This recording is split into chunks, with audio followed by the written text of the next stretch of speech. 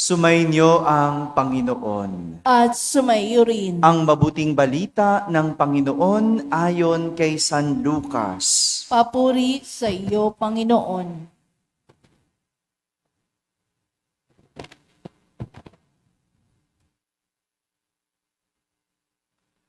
Noong panahong iyon, nakita ni Jesus ang isang publikano na nagngangalang Levi, nakaupo sa paningilan ng buwis. Sinabi sa kanya ni Jesus, "Sumunod ka sa akin." Tumindig si Levi, iniwan ang lahat at sumunod kay Jesus. Si Jesus ay hinandugan ni Levi ng isang malaking piging sa kanyang bahay. Nakasalo niya roon ang mga publikano at iba pang mga tao. Nagbulong-bulungan ang mga Pariseyo at ang kanilang mga kasamang eskriba. Sinabi nila sa mga alagad ni Jesus, "Bakit kayo kumakain at umiinom na kasalo ng mga publikano at ng mga makasalanan?" Sinagot siya ni Jesus, "Hindi nangangailangan ng manggagamot ang walang sakit, kundi ang may sakit. Naparito ako, hindi upang tawagin ang mga matuwid, kundi ang mga makasalanan upang magsisi." Mga kapatid, ang mabuting balita ng Panginoon. Pinupuri ka namin, Panginoong Hesukristo. Umupo ang lahat at makinig sa humilya. Isang magandang umaga po sa inyong lahat. Magandang umaga sa mga nasa barangay, sa mga nasa tahanan na nagsisimbabaya online at sa lahat ng nasa abroad. Isang magandang araw po sa inyong lahat. Isa na namang buhay ang nabago ni Jesus sa pangalang Levi. Ito ang kwentong narinig natin sa ating ebanghelyo. At itong mga nakalipas na araw, iba't ibang kwento ng mga tao na lumapit kay Jesus. Kung hindi napagaling, nalinis ni Jesus. Naalala niyo pa yung kwento ng isang ketongin? Yung may ketong, ayon sa batas, hindi pwedeng lumapit ang isang may ketong sa mga tao. Hindi lang dahil baka sila mahawa, kundi magiging marumi sila kapag nilapitan niya. Pero sa kabila ng lahat ng ito, hinayaan ni Jesus na makalapit sa kanya ang ketongin. At simula noon, naging malinis ang ketongin. Lumapit ang ketongin kay Jesus at siya'y naging malinis. Yung kwento naman ng babaeng 12 taong dinurugo, naalala niyo pa? Nilalayuan siya ng mga tao dahil ang isang tao noong panahon ni Jesus na dinudugo ay hindi maaaring makalapit sa iba dahil sila ay magiging marumi. Kapag ikaw ay dinudugo, kailangan mo munang sumailalim sa rito ng paglilinis bago ka makisalamuha muli sa mga tao. Kaya ngayong babaeng 12 taong dinudugo, hindi makalapit sa mga tao. Pero nang makalapit kay Jesus at hipuin ang dulo ng kanyang damit, siya ay gumaling.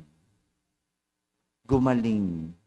Mula sa may sakit, gumaling. Nawala ang sakit. Ngayon naman, isang publikano ang walang karamdaman, pero nilalayuan. Ang hirap nun, no? Yung nilalayuan ka, wala ka namang sakit. No? Nung panahon ng pandemic, nilalayuan natin pag umubo, di ba? Nilalayo ka na, di ba? Eh yung ma-isolate ka lang ng ilang araw, mahirap.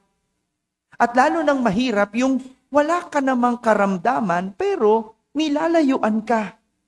Ayaw kang dikitan, ayaw kang makasama. Yan ang tingin ng mga tao kay Levi. Dahil siya ay isang publikano. Ano yon?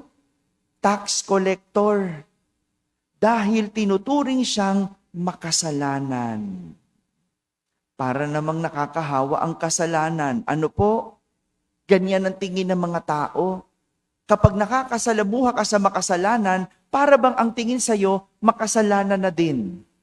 Pag nakisama ka sa mga chismosa, ang tingin sa'yo, chismosa na din. No? Kapag ba kaibigan mo ay isang merong kabit, no? Para bang pati ikaw, no?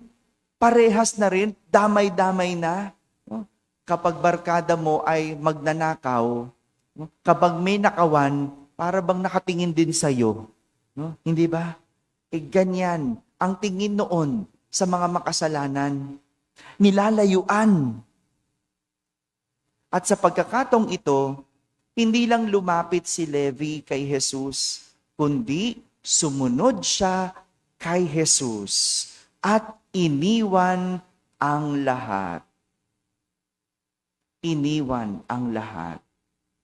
Pero nangyari ang lahat ng ito nang siya ay tawagin ni Jesus.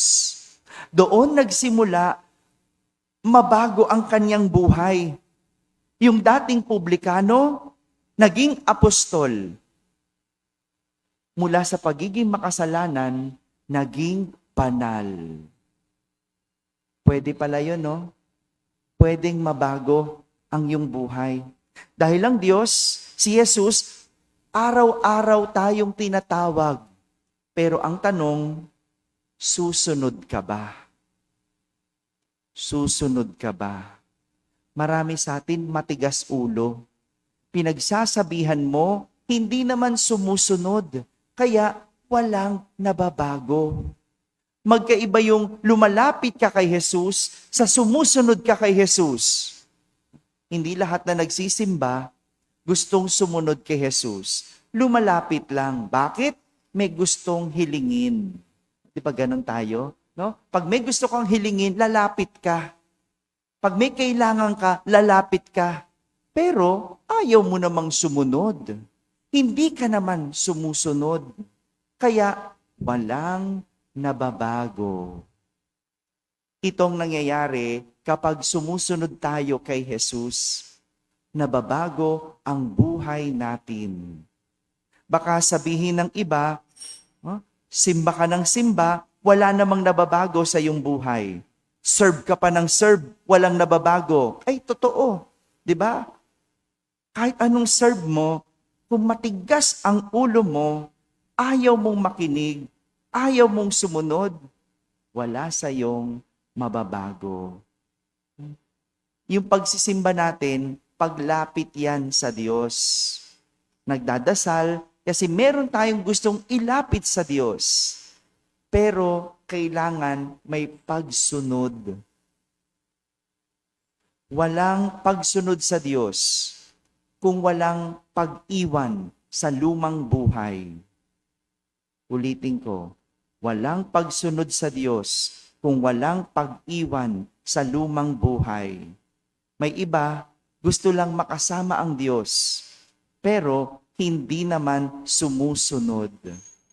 Kaya nga, yung mga kasama ni Jesus sa kainan, di ba? Nagpakain si Levi, nagkaroon ng piging, ang daming sumama, ang daming kumain, ang daming nakasama si Jesus. Pero si Levi lang ang nagbago. Bakit? Siya lang ang sumunod kay Jesus. Yung iba, lumapit lang kay Jesus. Hindi naman sumunod. Kaya nga, sinasabi ni Propeta Isaías sa ating unang pagbasa, kailangan iwan ang masasamang gawa. Dahil walang makasusunod kay Jesus nang hindi iniiwan ang lumang buhay. iwan ang lumang buhay. Mga kapatid, tinatawag tayo mga makasalanan. Tinatawag tayo ni Jesus na sumunod sa Kanya. Sumunod tayo o sumusunod tayo kay Jesus dahil may pagtawag. May tawag dahil may buhay na kailangang magbago. At ang pagbabago ay mangyayari lamang kung ang lumang buhay ay iiwan. Amen? Amen.